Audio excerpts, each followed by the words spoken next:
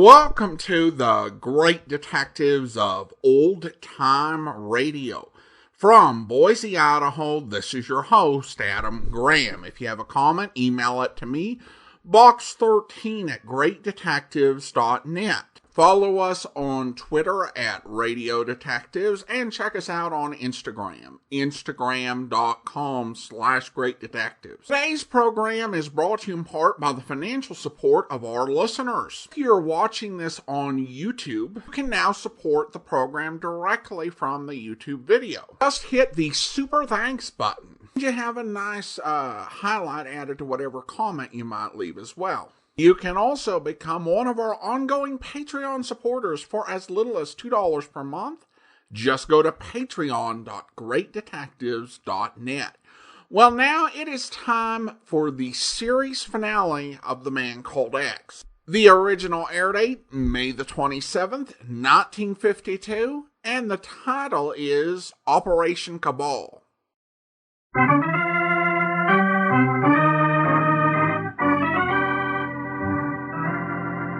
Listen to Herbert Marshall as The Man Called X. Wherever there is mystery, adventure, intrigue, in all the strange and dangerous places of the world, there you will find The Man Called X.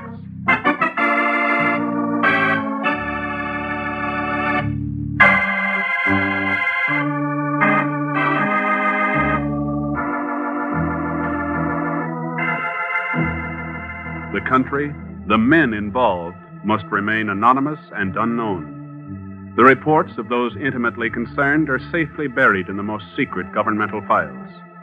Someday, perhaps, their story will become part of history. Today, only 3 living men know the story, the unbelievable story of what really happened during Operation Cabal.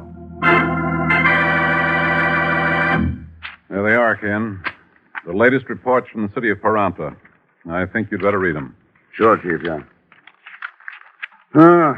Looks like a familiar pattern, all right. Rioting in the streets, impending national emergency, unscheduled military maneuvers. There's a revolution cooking, all right. Has to be. And Paranta's the capital of one of the most democratic countries in the southern hemisphere. Emilio Jurado is one of the greatest presidents she's ever had. Ken, if a country like that becomes totalitarian... Yeah. It might be the beginning of a tidal wave that could drown the world. Yeah. What's the Bureau done about it? Oh, we've got one of our best men down there, Bill Verdier. Oh. What's Bill come up with? Not too much. General Jose Lopez seems to be the leader of the opposition. Lopez? Oh, chief of their general staff, the man who wanted them to side with Hitler during the last war. That's right. What's President Jurado doing about it? He hasn't been seen in public for over a month. He may be sick, dead, held incommunicado. It's anybody's guess. Oh. So what are we going to do about it? Nothing we can do, Chief. What? Until I get to Paranta.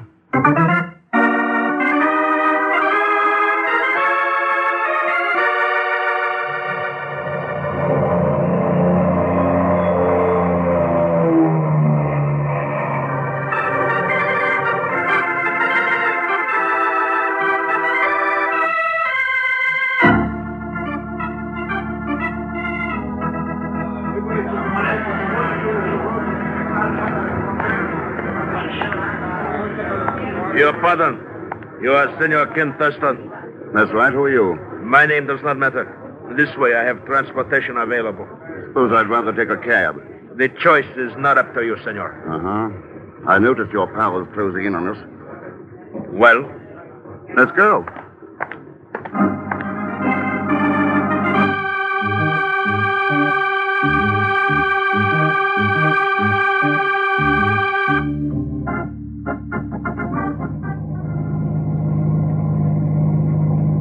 I take it you're General Jose Lopez. You're quite correct. Why all this special attention? It is customary to give special attention to an important personage visiting our country. It becomes essential when that personage is the man called X.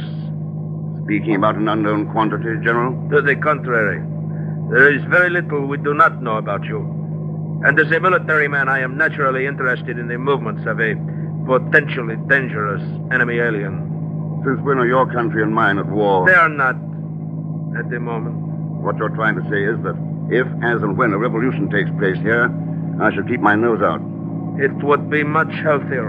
And if I don't? I believe the usual penalty covering such a situation is execution. Well, we have arrived, senor. The residence of El Presidente, Emilio Jurado. You are free to go in. Yeah. Thanks for the lift, Lopez. I'll see you around. See, you undoubtedly will.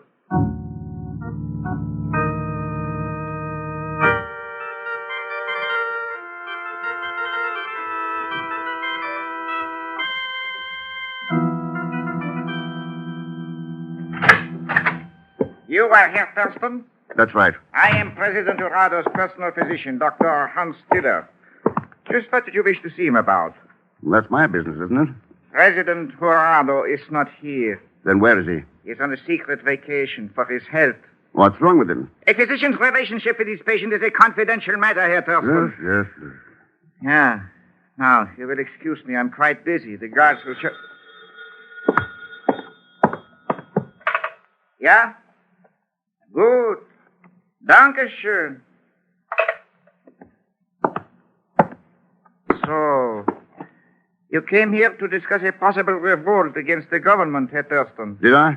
That is what a friend of yours in the anteroom has just informed me. That's nice of him. General Lopez? Nein. A Herr Begon Zellschmidt.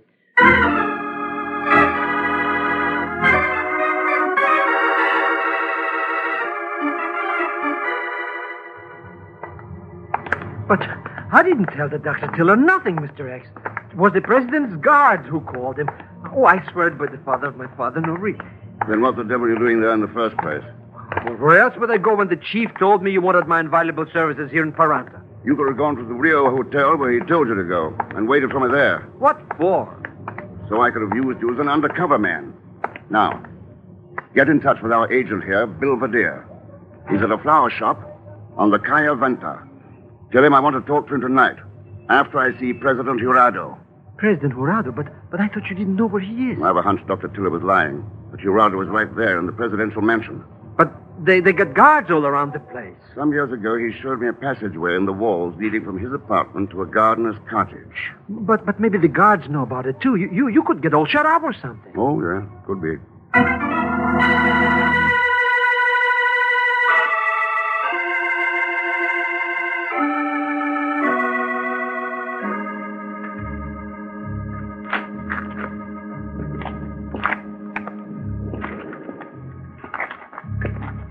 Jurado's room is on the other side of this panel. Now, if I can find that... Yeah.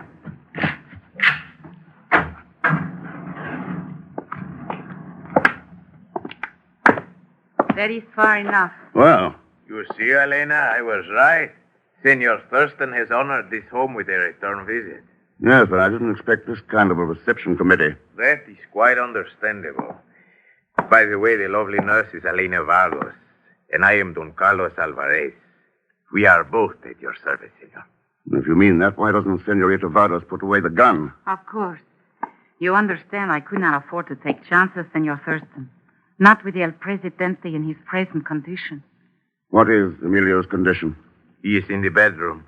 Why not ascertain for yourself? I will.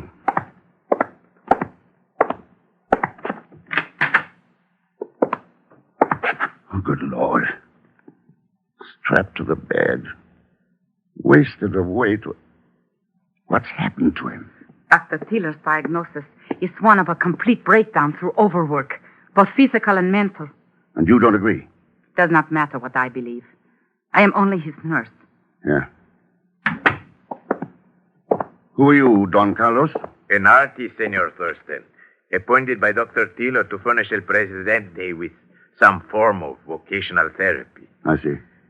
President Jurado has spoken quite often of his good friend Ken Thurston, and I would deem it an honor to work toward the preservation of my country with the man called X.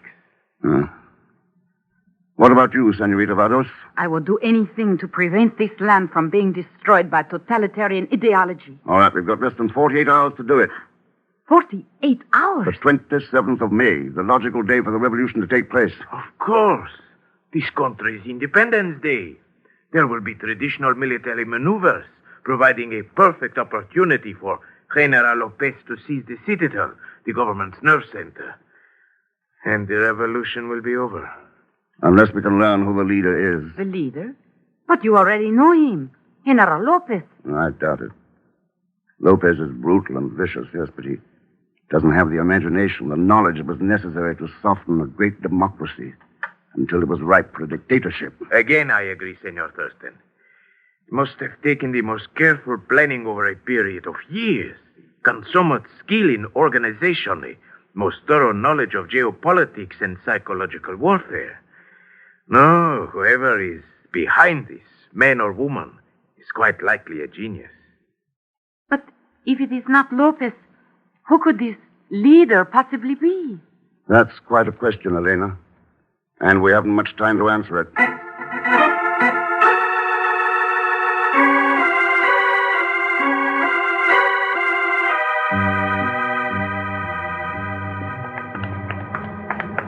Believe me, Mr. X, your worries are all over.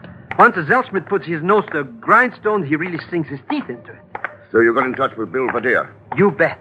And he knows all about who's the leader in the back of this revolution and stuff. Here's the flower shop now. He said if he wasn't here, he should make ourselves a deal. The back room. Mr. X, it's Bill Vergier. Bill, can you hear me? Who was it? Bill. Leader. Recording. The leader. Who is it, Bill? Who is the leader? He... Recording. It...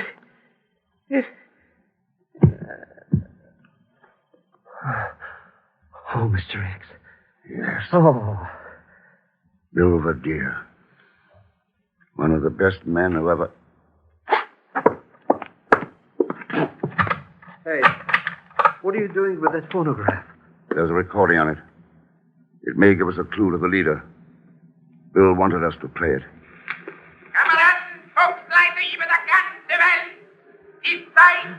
Mr. X, listen to that voice.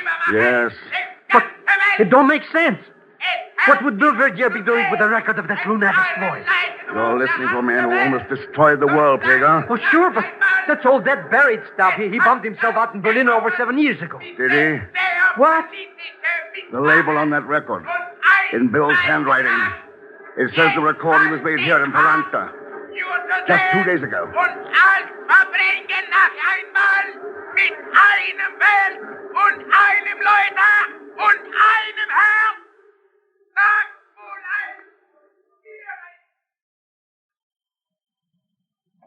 We'll return to the man called X in just a moment.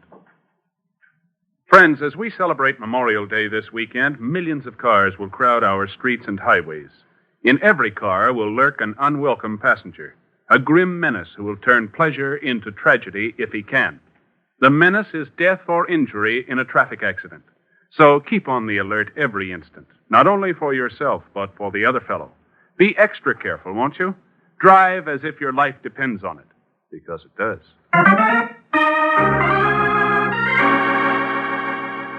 Now, Act Two of The Man Called X, starring Herbert Marshall, with Leon Belasco as Pagan Zellschmidt.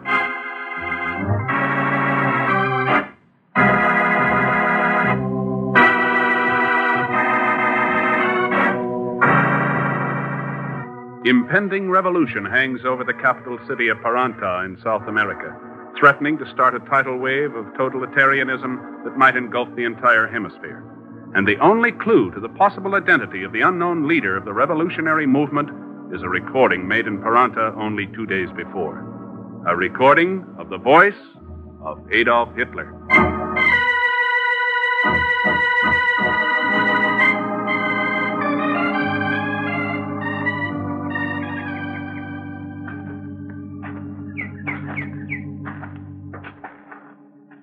So you've got some new information, Don Carlos. That is correct, Senor Thurston.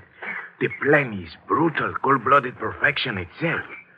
The military maneuvers will be held upon the open fields outside the city tomorrow. All prominent government officials loyal to President Jurado will view them from the headquarters in the Citadel. And I suppose the Air Force is going to put on an exhibition of bombing. But instead of using mock targets on the fields, they'll bomb the Citadel. Exactly, senor. The Air Force holds the balance of power. Who's at the head of it?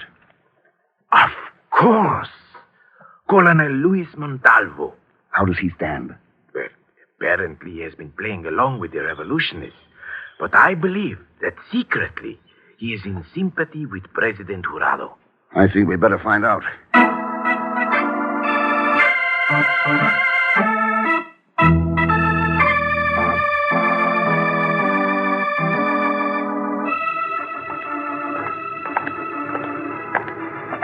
Please, Mr. X, how crazy can we get walking right into General Lopez's army camp? We're putting our mouths right into the line. We are not entering the camp. Colonel Montalvo has his quarters right here, outside the gates. Buenos dias, Senor Thurston. Elena? Please come in. Sure. You bet, baby. You came to see Colonel Montalvo? Is he in? Si. In this room.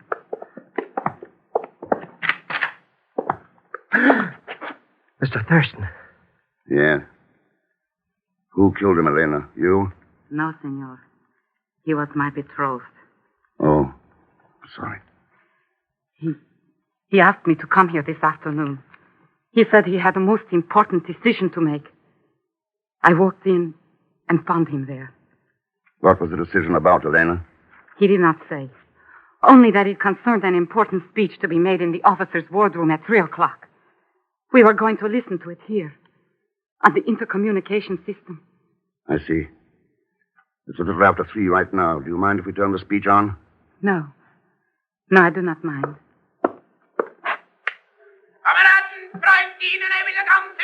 Mr. Thurston. Yeah?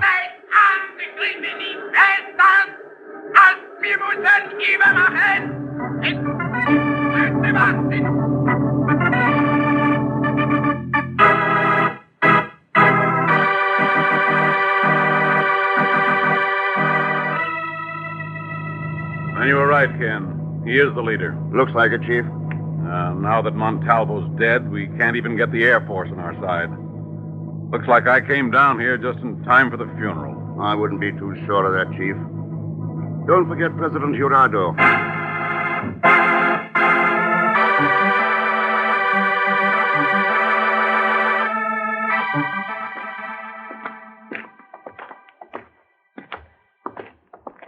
Watch it, Chief.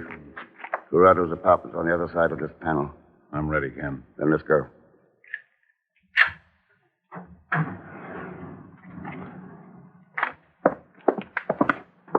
No one here. There's Jurado's bedroom. Come on. Huh? What is lost? Ken, that needle.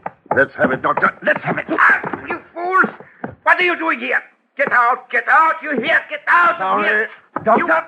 You fools! How about it? Did we get here in time? I'm afraid not. The hypo's empty. Then killers already used it on Jurado, and we don't know what it is. There's an empty ampule on this table. What is it, Ken? Morphine. Then they have been keeping him doped. Keeping him on ice until they were sure they didn't need him anymore. Yes, but they finally made up their minds. This last shot was strong enough to kill him. Then there's nothing more we can do to stop that madman from coming back into power.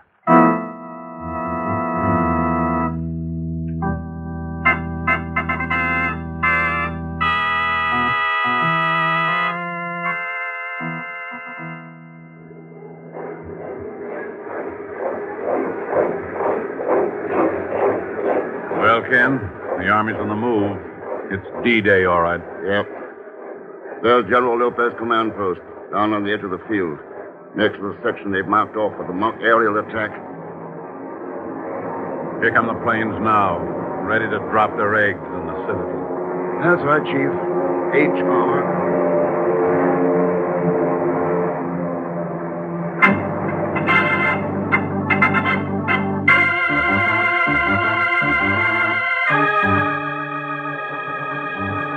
We're coming close to the target. Inmate over to the right. Fighting a trip to the right there. Be careful now. Here we go. We'll look at the what? Everything's all right here. Attention, all aircraft. Attention, all aircraft. This is General Lopez. It is now 50 seconds before HR in Operation Citadel. You know what to do. You have your orders. Our glorious leader expects us to carry them out as planned. We shall. And out of the ruins of this citadel shall spring a strong nation of supermen. Prove to the world that we are truly a superior people. Prove that it is our destiny to rule the world. There are now 15 seconds remaining. The lead plane has already released its bombs. The first will strike in 10 seconds. 9, 8, 7, 6, 5, 4. You can stop counting, Lopez. You're only wasting your breath. Houston. That's right. Watch the door, Vega. Guards, arrest these men. You hear me? Arrest them. No use, Lopez. Those guards out there on the people's side. And don't move unless you want me to use this gun. You fools. Do you realize that your president is dead? That the citadel is nothing more than a heap of broken rubble. That is... The bombs. What has happened? They have not fallen. That's right. But I gave orders. I was counting the seconds. I gave the orders. The Air Force got their real orders from the Commander-in-Chief, President Jurado. It is not possible. The drug Dr. Tiller assured me it would kill him. He forgot to tell you he was carrying an antidote in his medical kit. What? Emilio Jurado is still a sick man, but he's far from dead, Lopez.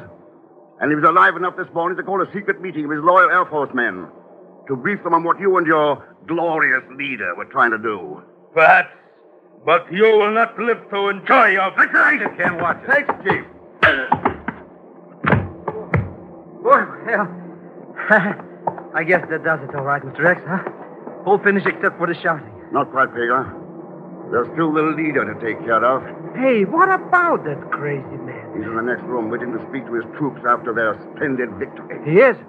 Then you know who he is, Sure. Calls himself Don Carlos Alvarez. Don Carlos. But he couldn't be. He didn't even look like him or talk like Oh, him. the physical disguise was good enough, but he didn't change the man. The egomania. The big lie and boasting technique that was used in Mein Kampf. It came through in everything he said and did. But... Ken. Yeah. He's out on the target field. He must have heard.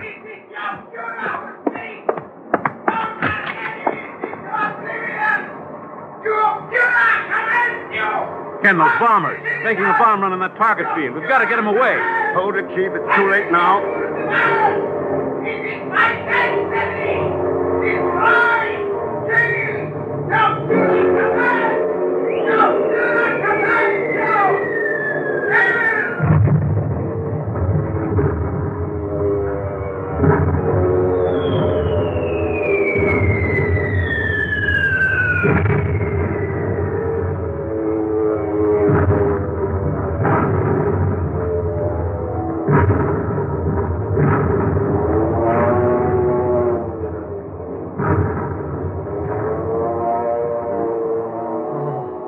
Oh, Mr. X. Yes.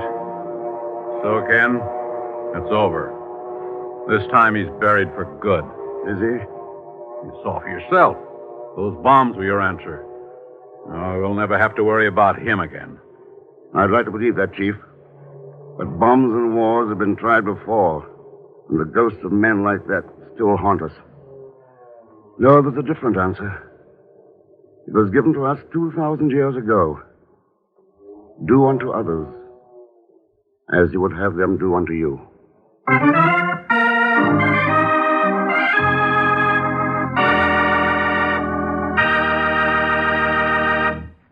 And now, here is our star, Mr. Herbert Marshall.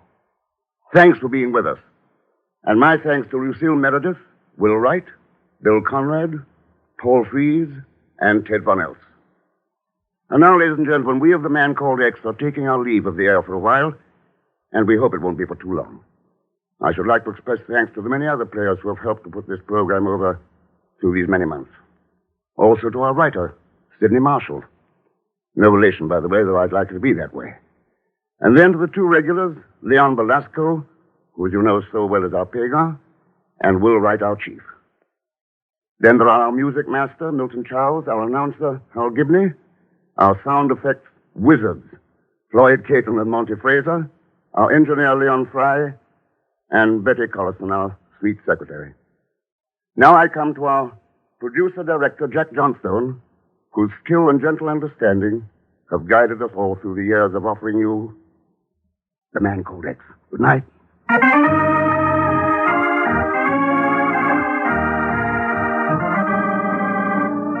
The Man Called X, starring Herbert Marshall, is a J. Richard Kennedy production. All characters and incidents on tonight's program were fictitious, and any resemblance to actual characters or incidents is purely coincidental. Hal Gibney speaking. This is NBC, the National Broadcasting Company.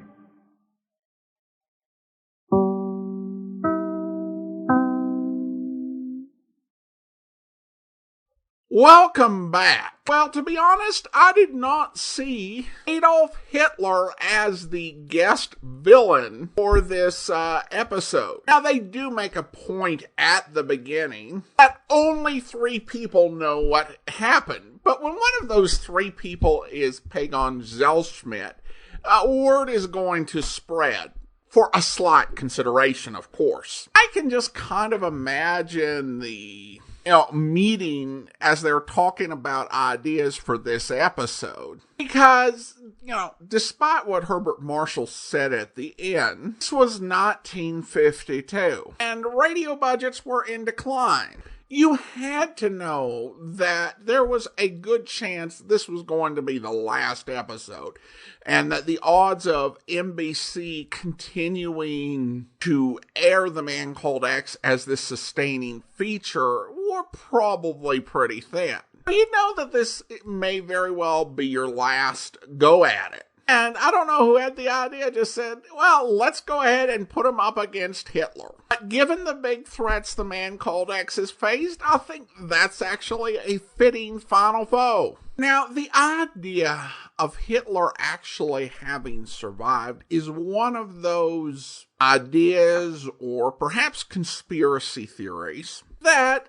really stayed with people. And I think there was a resonance to it because of the fact that Adolf Hitler was a monster. I don't think that there's any other way to put it. When you consider Holocaust, and even beyond the Holocaust, those who were killed by the German war machine, those who were killed through starvation, through forced labor, the number of deaths that can be traced back to him number in the tens of millions. And for those who lived through the war, who lost loved ones, who lived in fear that Hitler's war machine would kill them or their loved ones, the idea that he died in this very anticlimactic act of suicide,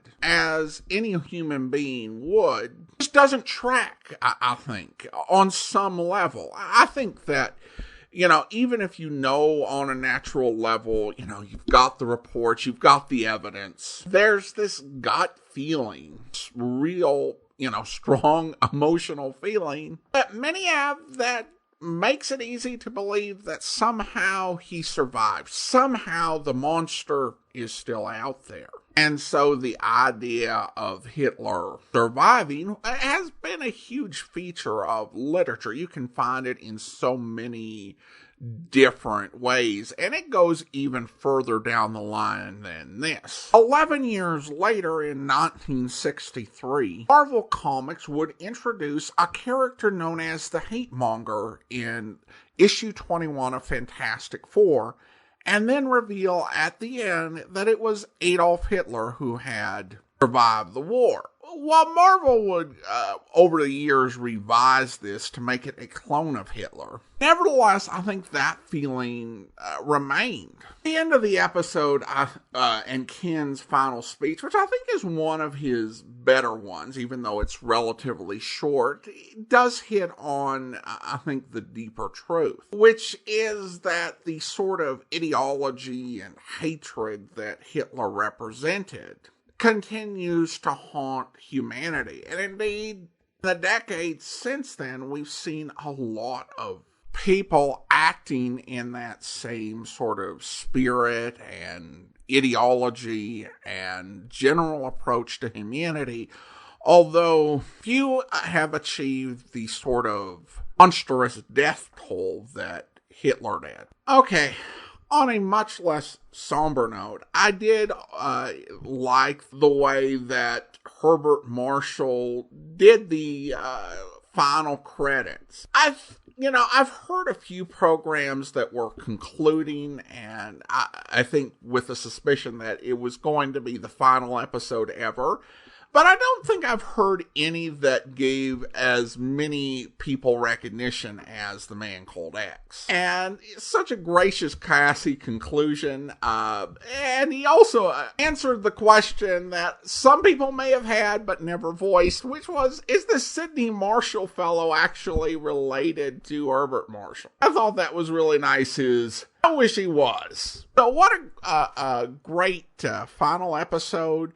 I really enjoyed this. We've had a lot of episodes, 114 with The Man Called X, so more than 2 years of this series. Some really interesting episodes and concepts, and I also have to say that I really enjoyed doing the app extras for this series with Herbert Marshall. And I've come to appreciate what a talented class act he was, and really have enjoyed getting to sample so much of his work. And I hope that you've enjoyed the series as well.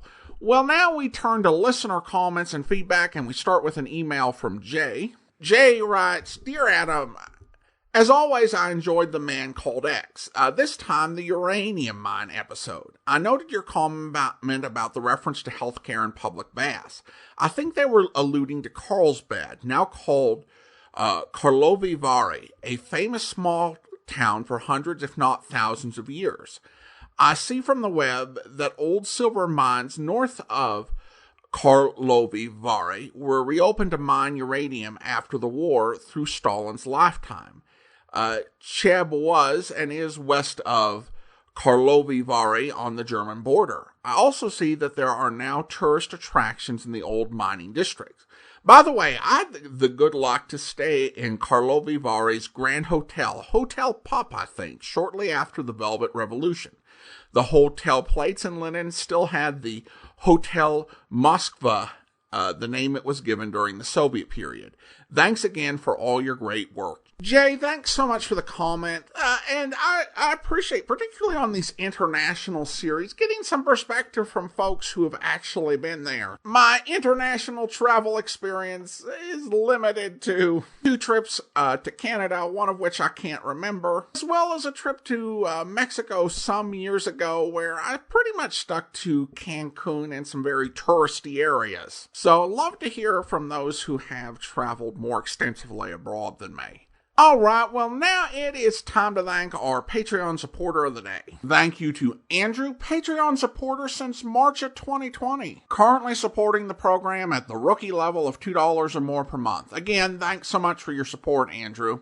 And that will do it for today. If you are enjoying this podcast, please rate and review it wherever you're downloading your podcast from. Next Wednesday, the premiere of Dangerous Assignment. Join us back here tomorrow for Philo Vance, where... Aren't you forgetting a little conversation we had when I first came to you? Very well, then, stop stalling. I want to know how I'm getting on and how long I have to live.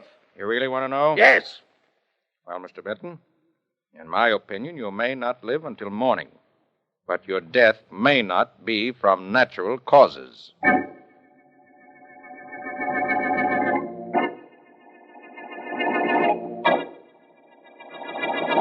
Kind of quiet here at the station, huh, Sergeant? Yeah, Kelly, but I'm not complaining. When do you go out on your beat? Oh, I got another 10, 12 minutes yet, Sergeant. Want me to run out and get some coffee? No, thanks, just the same. Here, Kelly, take a look at my book. All that's happened since I came on duty is one woman who lost her husband, one woman who lost her dog, and 2 traffic accidents. Slowest night I can remember.